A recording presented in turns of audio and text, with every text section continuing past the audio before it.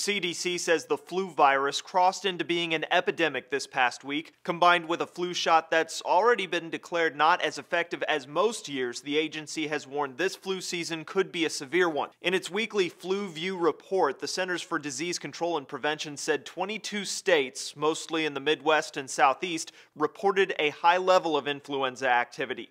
Some other numbers to know: the CDC says the flu is widespread in 36 states. 15 children have died from the flu so far this season, and the total number of deaths attributed to the flu hit 6.8% this past week. That's the exact percentage where the CDC declares an epidemic. This year's predominant strain is the H3N2 virus, which caused harsh flu seasons as recently as 2 years ago. So why aren't we as protected by the flu shot as most years? What they're finding is that in the predominant virus, at least early on, it has drifted or become different from what they had predicted. By the time they knew that it had mutated to this extent, it was really too late to change the vaccine. They figured this out around March. That's too late for a vaccine that really comes out in October. You'll be hard-pressed to find a medical professional, however, who says to take this year off when it comes to getting a shot, because they say some coverage is better than no coverage. The summary of the CDC's weekly report says more states will likely fall into that high activity category soon, and rather bluntly advises, if you have not been vaccinated yet this season,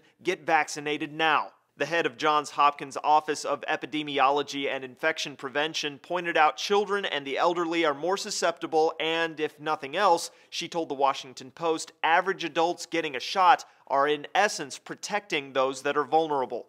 For Newsy, I'm Cliff Judy.